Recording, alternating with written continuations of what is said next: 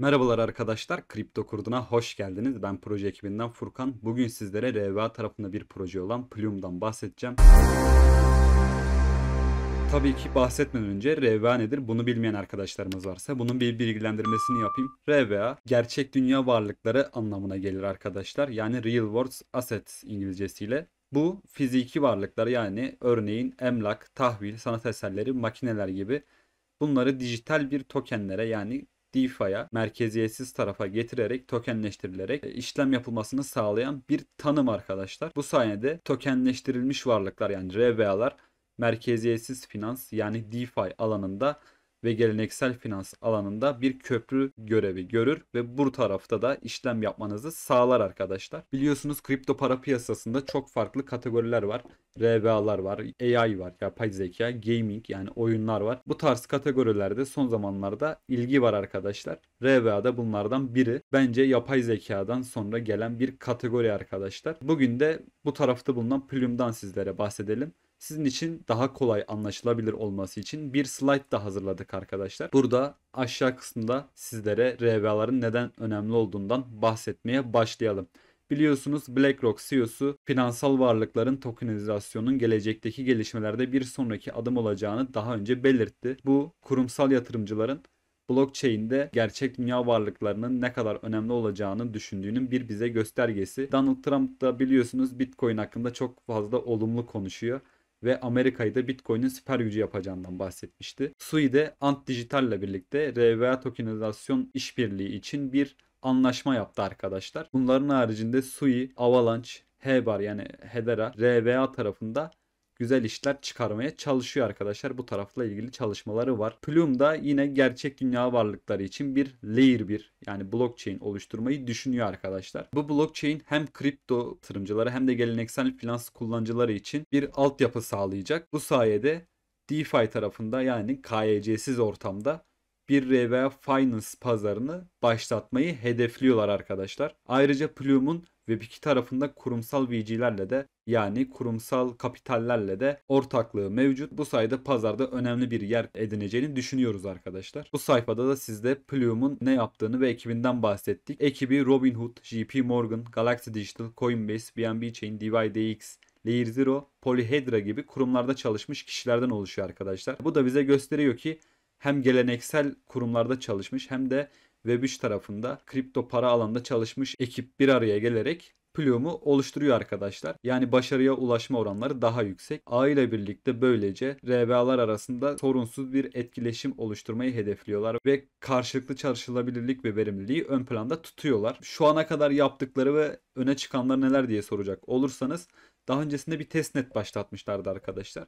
Yaklaşık 2-3 ay civarında sürmüştü. Burada da 280 milyon bir transaction döndü ve yaklaşık olarak 3.75 milyon bir kullanıcıya ulaştılar arkadaşlar. Yine bu testnet sırasında ekosistemine projeleri çekmeye başladılar ve 180 üzeri projeyle işbirliği halindeler. Yani ekosistem bayağı bir geniş. Ayrıca 2 gün önce de 20 milyon dolarlık bir yatırım duyurdular arkadaşlar. Burada Breven Howard, Hawn Ventures, Galaxy Digital gibi önde gelen yatırımcılardan 20 milyon dolar bir yatırım aldı. Bu yatırımla beraber toplamda 30 milyon dolarlık bir yatırıma ulaştılar arkadaşlar. Daha öncesinde de Mayıs ayında da 10 milyon dolarlık bir yatırım almışlardı. Aynı zamanda Twitter'da da 500 bin küsür ve Discord'da da 350 bin küsür bir topluluğu mevcut.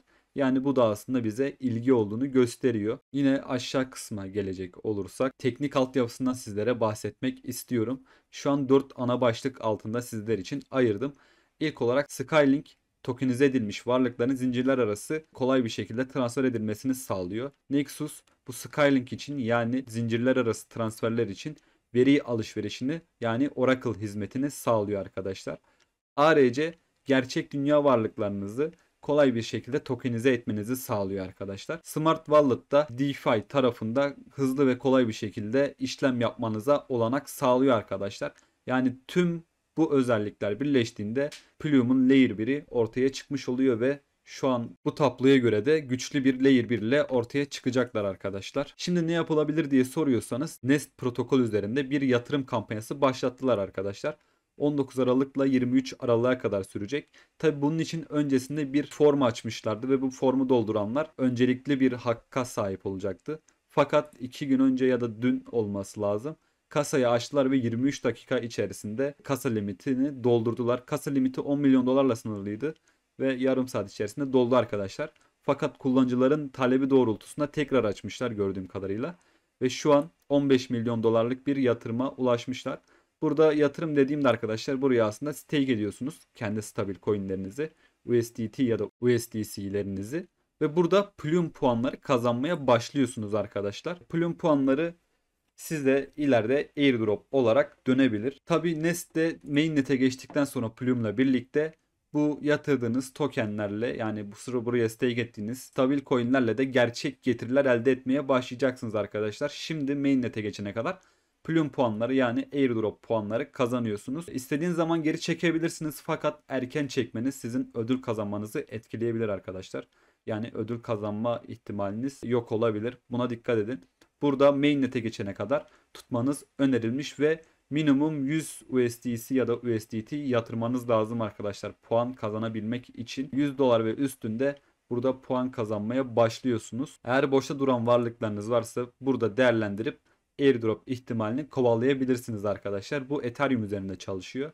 Ethereum ağında buraya stake yapabilirsiniz. Zaten depozite gelip istediğiniz pariteyi seçip miktarı girdikten sonra yatırım yapabilirsiniz. Daha öncesinde de bir yatırım açmışlardı arkadaşlar. Bir kasa açmışlardı. Burada da 5 milyon dolarlık bir yatırım toplayacaklardı. Fakat 30 milyon dolarlık, hatta şu an 35 milyon dolarlık bir kapasiteye ulaştı ve yaklaşık 7 kat fazla bir kapasiteye ulaştı. Bunu kapattılar. Bu da Nest'te yeni kampanyası arkadaşlar. Eğer katılmayı düşünüyorsanız ve boşta duran bakiyeleriniz varsa buraya dilerseniz yatırım sağlayıp airdrop ihtimalini kovalayabilirsiniz. Benim şu an ekstra ekleyeceğim bir şey yok arkadaşlar. Aklınıza takılan herhangi bir soru olursa yorumlarda bize sormaktan çekinmeyin. Kendinize iyi bakın. Görüşmek üzere.